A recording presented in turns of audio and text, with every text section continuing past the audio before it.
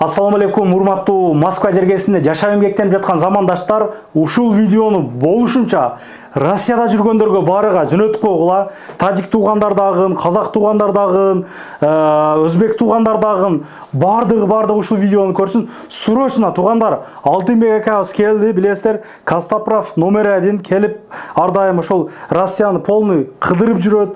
Учурда Москвада экен, Москвада дагы саналуу күндөр болот экен да туугандар. Кайсыл областтарга барат, кандай ооруларга келип шифа таап кетсеңиздер болот. Видеонун жүрүшүндө ошол боюнча маалыматтар берип кетмекчи сиздер үчүн. Алтынбек, ассаламу алейкум. Алейкум ассалам. Сызбы? Жакшы, жакшыбы? Жакшы, рахмат. Сиздин мекендештерибиз Москвадан аябай көп күтүп калды.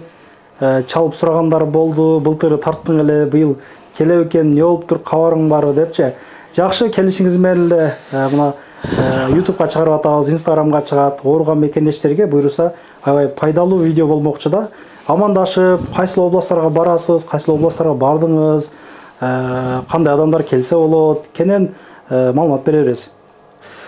Ассаламу алейкум, урматтуу Москва шаарынын тургундары, жашоочулары. Мына Алла насип кылып 1 жыл дегенде кайра эле Москва шаарына келип калдык, көптөгөн чакыруулар менен. Биз буга чейин Москвага чейин ушул Арабия Эмиратын бүтүрдүк. Андан кийин Кыргызстандын 7 областын айланып келдик. Кыргызстандан кийин Россияда ушул жылкы турубуз Красноярский, Южный Сахалин, Абакан, Хакасия, Новосибирский, Камчатка, Тюмень шаарлары болду. Ал эми Кудай буйруса Москваны азыр бир 20 күндө планыбызда бүтүрмөкчүбүз. Ал эми бүтүргөндөн кийин ал жагы Санкт-Петербург, Иркутский, Улан-Удэ дагы ушундай шаарларга кетмекчүбүз. Декабрдын 25-ине чейин Москвада болот экенсиздер да, примерно. Кудай буйруса декабрдын 25-ине чейин Москвада болобуз. Суроо талап болсо, 1-2 айга деле кала бересиздерби? Кандай негизи мындай? Былтыркы келгенибизде 1 айга келгенбиз, бирок 2 айдан сиз тартып кеткенден кийин 2 ай жүрдүк да. 2 ай жүрүп анан Питерге кеткенбиз. Азыр эми кыска убактыбыз, чынын айтканда. Кыска, башка шаарларда да күтүп жатат. Күткөндөр көп дегенде. Күткөндөр көп. Былтыр канча мекендештер келди, мекендештердин көбү эмне боюнча кайрылып атат, даба тапкандар боюнча. Былтыры өтө эле көп келген, эртең мененки саат 8ден кечкече иштеп атканбыз. Өзгөчө ошо бутуна суук өткөндөр, бут ооругандар, грыжасы барлар көп келген, өтө көп. Андан кийин шопур такси айдагандар ошол остеохондроз оорулары менен көп келишкен. Андан кийин ушу айта кетет элем, ушул азыркы убакта кар жаабай жатат. Күн жылуу эле деп жылуу кийинбей жүргөндөрдү көрүп ушул боорумуз ооруйт. Себеби дегенде күн кар жаабаса да күн суук болуп атат, калыңыраак кийиниш керек. Ошо Кудай берсе энди Алла шыпасын берсе, бардыгы айыгып кетсин, эч ким оорубасын. Мына колу чыккан, буту чыккан, негизи мындай сыныкчылык боюнча деле кайрылса болобу негизи мындай. Сыныкчылык боюнча колу чыккан, буту чыккан, бүт ошо муун оору боюнча жана ошондой эле давление, дары ичип жүргөндөр, тамыр боюнча ооруларга кайрылса болот. Азыр эми ушу Москва шаарында мындай шакирттерди да окутуп кетебиз. Мына, например, мына кыз бизге ушу 3-чү жыл буйурса, өзү аябай тырышчаак кыз экен. Себеби дегенде ар келгенибизде бизден окуп, адамдарды уже массаж кылып, айыктырып жатат. Аты рахат. Кудай буйруса шакирттерибизден калышат. Москвада болушат. Москвада болушат. Калган шакирттерибиз ошо башка областтарда иштеп аткандар, Кыргызстанда Бишкекте иштеп атат, Дубайда иштеп аткан шакирттерибиз бар. Келип үйрөнөм дегендерге возможность барбы мындай үйрөткөнгө? Бар, үйрөткөнгө бар, ошол бирок контрагы менен болуп калат. Себеби дегенде абсолютно бекер үйрөтөбүз. Биринчи очередде эч кандай неме болуп калат. Просто убактыбызды кое беребиз, ошол убактыга өзүнүн убактысын ажырата алса, келип үйрөнсө болот. Колдон келишинче шагирт чыгашка аракет кылабыз. Иншалла. Канча жылдык стажыбыз бар эми ушул тармакта? Так, мен биринчи мектепти бүткөндөн кийин Абдурахман Тааптын колунда шакирт болуп жүрдүм. Андан кийин Москвада Юрий Репиндин колунда шакирт болуп жүрдүм. Орто эсеп менен 10 жылдан ашты ушул кесип менен алектенгениме. Өзү Костоправ сыныкчынын баласымын. Таятам таап жактан, бул чөптөр фитотерапия жактан таятам. Ал эми сөөк, муун чыккан сынгандарды салган боюнча атам, ошо атамдын кесибин улантып кетип атам. Шарттар боюнча айтып кетсеңиз? Шарттар боюнча азыр Москва шаарында эң минимальный сена койдук туугандарды көргөнгө. Ошол очередке жазылып, ошол телефон номерлерге жазылып келишет сөзсүз түрдө. Андан кийин дагы бир нерсе, былтыркы келгенибизде өзү 5 жылдан бери келебиз Москва шаарына. Ооба.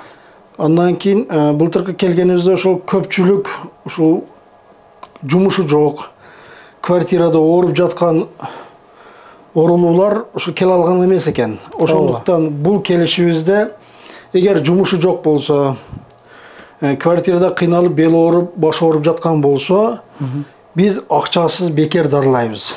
Эртең мененки саат 9-дан 10-га чейин чалса, биз эч кимге айтпайбыз, сыр түрүндө ошол адамды биз өзүбүз лечение кылып беребиз. Келиш керек балар кандай? Алар кандай дейсиз? Келиш керекпи бул жерге? Биринчи чалып жаздырып коет. Ошол жаздырган адамды мен барамын, ушунда акча жок деп түшүндүрсө, биз өзүбүз бекер лечение кылабыз. Биринчи. Анан экинчиден ушул ар келгенибизде ушундай бир хейтерлер бар. Биздин артыбыздан атайын жазып турган, жаман сөздөр жазып турган адамдар бар. Ошол адамдарга дагы квартирада жазып, баягы жатып алып жазгандар бар. Шарлатан андай мындай дегендер, ошолорго дагы бекер. Келип лечение кылсын, өз көзү менен көрсүн. Бул биздин кыргызыбыздын ушул ата бабабыздан келаткан лечение да. Эч кандай дары-дармек колдонбойбуз, эч кандай обезболивающий колдонбойбуз, укол бербейбиз. Чөп дары жазып беребиз. Ал эми колубуз менен ушундай остеохондроз грыжаларды колубуз менен тазалайбыз. Аябай жакшы экен. Анан мына бара турган областтарыңызды бир санап өтсөңүз, мен бир элдерге бир сунуш айта кетейинчи. Азыр бара турган шаарларыбыз, азыр Москвадан кийин кичине эс алуубуз бар, бир 5-6 күндүк. Андан кийин уже Санкт-Петербург шаарына барабыз. Санкт-Петербургдан кийин Иркутский шаарына барабыз. Иркутскийден кийин Ханты-Мансийский деген шаарга барабыз. Андан кийин уже Улан-Удэ, Самара шаарларына өтүп кетебиз. Бир жылда былтыркы эсепте 17 шаарга бардык.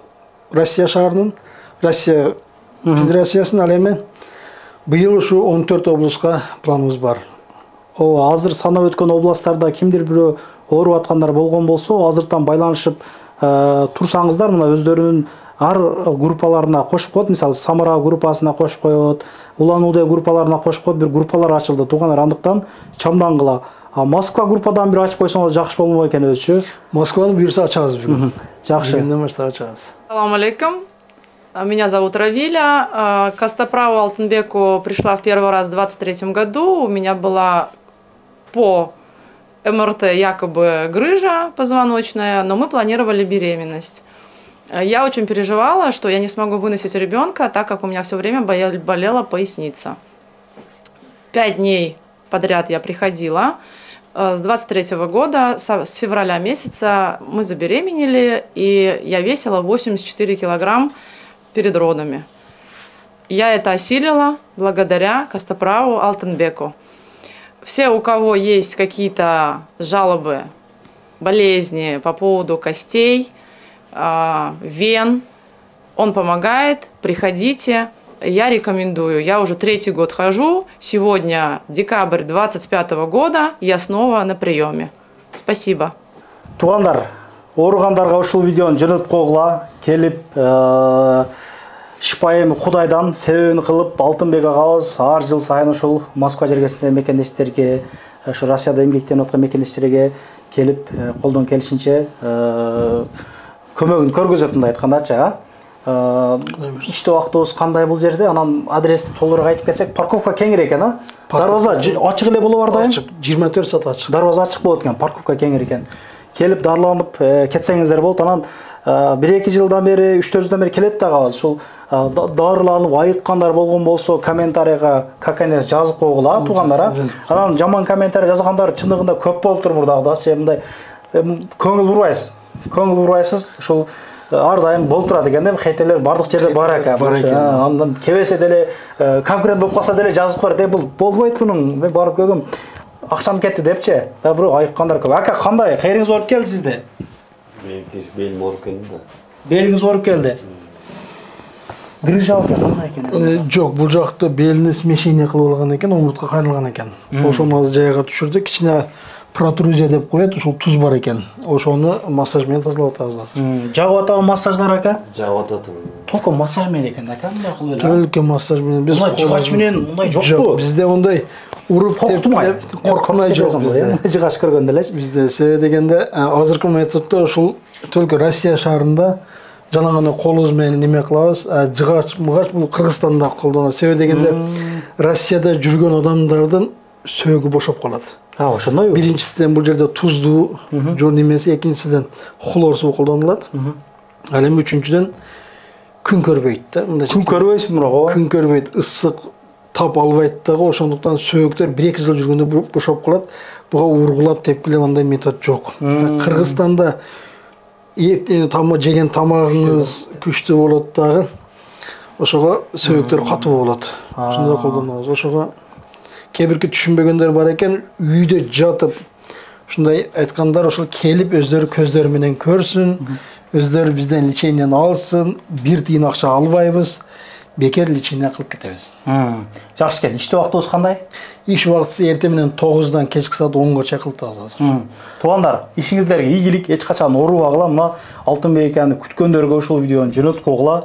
Видеода айтылгандай эле өзбек туугандар, тажик туугандар, казак туугандар, бардык мекендештер көрсүн. У кого болит спина, вот здесь кого болит, приходите. У нас номер 1 Костафов приехал из Кыргызстана. Уже 4 года келет. Дарыланып кеткендер көп, а? Если у вас грыжа, остеохондроз, артроз, гонартроз, головной боль, давление есть, приходите. Мы лечим народным способом, потому что у нас никакой укол, никакой обезболивающий нету. Приходите, массаж делаем, посмотрим. Если результат будет, дай Аллах, иншаллах. Все. Ишиңиздерге ийгилик туугандар, ар дайым жакшылык күндөрү жолугуп жүрө элек, аманчылык болсун. Көрүшкөнчө, ассаламу алейкум.